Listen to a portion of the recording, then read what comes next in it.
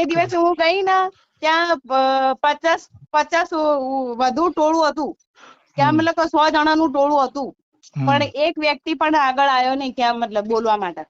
તો એટલા ગુલામો, માનસિક ગુલામો, બીક લાગતી હોય ને કે અમે બોલશું પછી તકલીફ થાય એમ.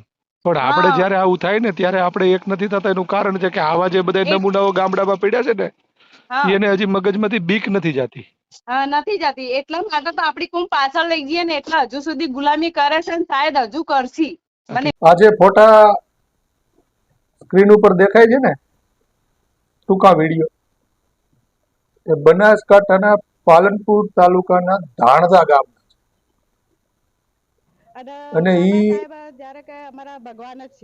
વિડીયો ફોટોની અંદર તમે જે જોઈ રહ્યા છો, એવા કોઈક હરામી હલકટ નાલાયકે ડોક્ટર બાબા સાહેબ આંબેડકર ના આ ફોટો ઉપર કલર સ્પ્રે મારી અને ફોટો બગાડ્યો. અને આ બનાવ ચૂંટણીના દિવસે અથવા તો એની આગળની રાત્રે બનેલો છે. આ બાબતે આપણને પાલનપુરથી સમાજના બેન છે, પત્રકાર છે, નૈનાબેન, એનો ફોન આવ્યો અને એને આખી ચર્ચા કરી કે કઈ રીતે આ બનાવ બન્યો હતો. એ બેન ત્યાં ગયા ત્યારે ત્યાંના લોકોનું કહેવાનું શું હતું, કેવી રીતે પછી એની ફરિયાદ નોંધાણી, આવી બધી ચર્ચાઓ થઈ છે. અને વધારે પડતી ચર્ચાઓ એવી થઈ છે અમારા બેનભાઈ વચ્ચે કે ત્યાંના લોકો પહેલા તો આ ફરિયાદ કરવા તૈયાર નહોતા એટલે કે ચૂંટણી છે ને આમ થાય તેમ થાય, એને ઘણા બધી બીકોય લાગતી હતી, જે રેકોર્ડિંગની અંદર તમે સાંભળી શકશો. પણ હું તો આ બેન છે આપણે એને ધન્યવાદ આપું છું અને એની હિંમતને બિરદાવું છું કે તે એક પત્રકાર તરીકે ત્યાં ગયા હતા અને જ્યારે કોઈ તૈયાર ન થયું ત્યારે એ પોતે દલિત સમાજના હોય, ડોક્ટર બાબા સાહેબ આંબેડકર ની ફોટા સાથે જે કૃત્ય કરવામાં આવ્યું હોય અને એટલા માટે થઈ એને પોતાનું પત્રકારની જે જોબ હતી એને થોડીક વાર સાઈડ કરી અને પોતે એક ફરિયાદી તરીકે ન્યૂઝમાં બધાને બાઇટ આપી અને કીધું કઈ રીતનો બનાવ છે. અને ત્યાંના જે સ્થાનિકો છે એ હજી જેટલા માનસિક ગુલામ છે એને મારે કહેવાનું કે તમારે બધા ભેગા મળી ગામના લોકોએ ગુજરી જવાય. કેમ કે તમારી જેવા જે ગુલામીની આદત પડી ગઈ છે ને, જેને રાયડું પાડી ઢોલ વગાડીને સમજાવી છે, દેખાડી છે કે તમે કેવી રીતે હેરાન થાવ છો, હેરાન થવાના કારણો શું છે, અને છતાંય તમને આંખ ઉઘડતી નથી અને હજી તમે ગુલામના ગુલામ જ છો. અને તમારી જેવા આ માનસિક ગુલામોના કારણે તેને જ અત્યારે આખો હલકીને બાબા સાહેબ આંબેડકરના ફોટા સાથે આવા છેડા કર્યા. બાકી કોઈના બાપની તેવડ નથી કે આ બાપનો ચાળો કરે.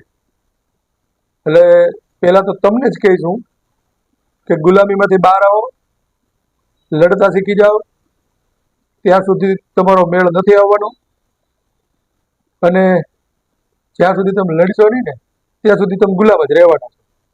એટલે આમે તમને આદત પડી ગઈ છે, તમારા લોહીમાં ગુલામી કરી ગઈ છે. એને કાઢવા માટે અમે ગમે એટલી મહેનત કરીએ પણ લોહીની અંદરથી તો અમુક જે એના ઓલા હોય એ નીકળે નહીં અને તમારામાંથી આ ગુલામી નીકળતી નથી. અને જ્યાં સુધી તમારામાંથી ગુલામી નહીં નીકળે ત્યાં સુધી આવા કાંડ થતા રહે. તમને તો કોઈ ફેર પડતો હોય નહીં, ઘડી પૂરતું હોય, પણ જેને ફેર પડે છે ને એને બહુ તકલીફો થાય છે. એટલે કાં તમે બધા સામૂહિક આત્મહત્યા કરી લ્યો અને કાલ લડતા શીખી જાઓ. બેન સાથે મારે જે ચર્ચા થઈ છે એ રેકોર્ડિંગ મૂકું છું, બધા શાંતિથી સાંભળજો. હાલો. હેલો. જી નમસ્કાર સર. નમસ્કાર. હું નૈનાબેન બોલું છું, જી પાલનપુર બનાસકાંઠાથી. જી બેન. સર, હું એક મીડિયામાં પણ કામ કરું છું જી. અને આપણે ક્યાં મતલબ હું દલિત, બરોબર.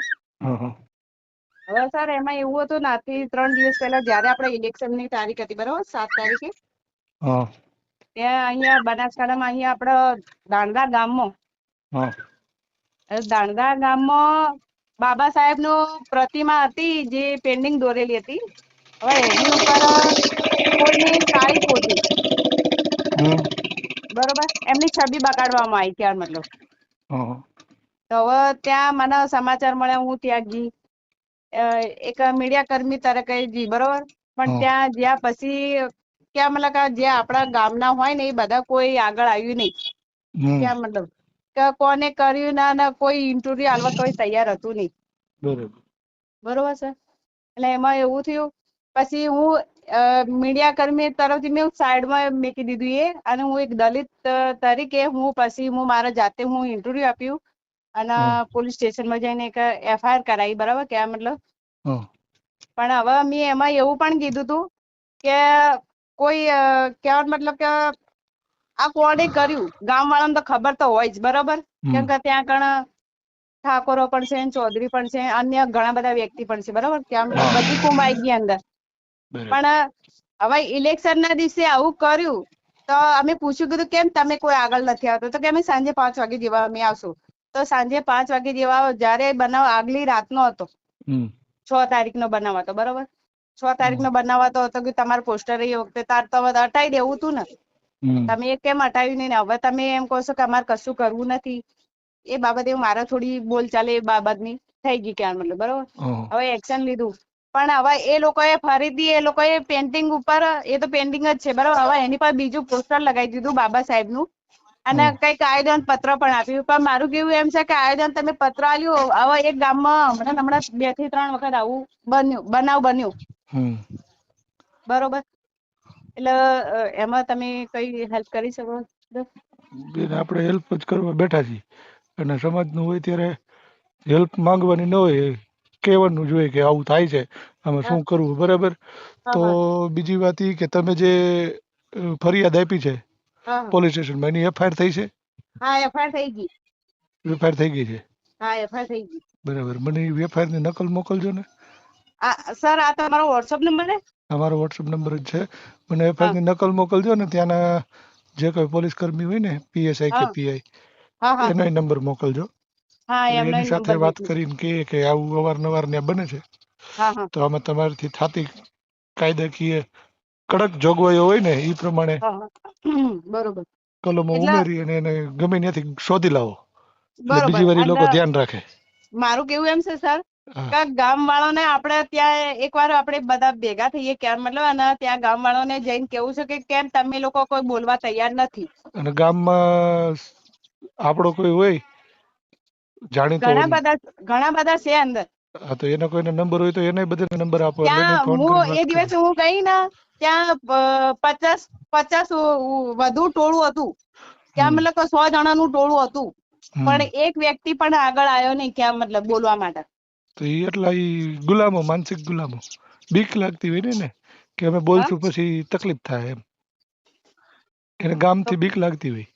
હા, ગામથી બીક લાગતી, પણ મારું કેમ છે કે કેટલા દિવસ તમે આ રીતનું ડરી ડરીને રહેશો?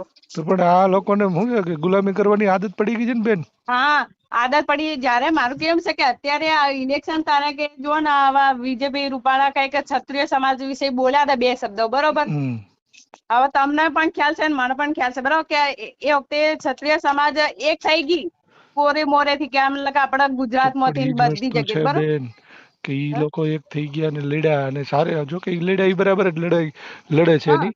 પણ આપણે હા જયારે આવું થાય ને ત્યારે આપણે એક નથી થતા, એનું કારણ છે કે આવા જે બધા એક નમૂનાઓ ગામડામાં પડ્યા છે ને, હા એને હજી મગજમાંથી બીક નથી જાતી. હા, નથી જતી. એટલા માટે તો આપડી કુમ પાછળ લઈ ગઈ ને, એટલે હજુ સુધી ગુલામી કરે છે ને, શાયદ હજુ કરશી. મને એવું દેખાય જ આવા છે. રહે ત્યાં સુધી ગુલામ જ રહેવાના છે. જ્યાં સુધી ગુલામીની આદત એની અંદરથી જાય નહીં ત્યાં સુધી આ કાંઈ થવાનું નથી. અને એને તમે સાચી ગમે વાત. એટલું સમજાવશો, એ તમે ત્યાં જાશો ને, આપણે ત્યાં કદાચ હું આવું ને આપણે બેનભાઈ બે જાય ને, તો એ આપણે હા થોડીક વાર બોલશું ને ત્યાં સુધી અહીંયા હાલશે, આપણે વયા ગયા પછી પાછું હતું એનું જ રહે. હા પાછું એનું એ છે એટલે આપણીથી થતી મહેનત બેન કરશું. મને એ ફરિયાદ ને પોલીસ નો નંબર ને નાખો એની હારે હું હા વાત ના કરું છું. બરાબર. ઓકે ઓકે સર ભલે. હા હા. Thank you.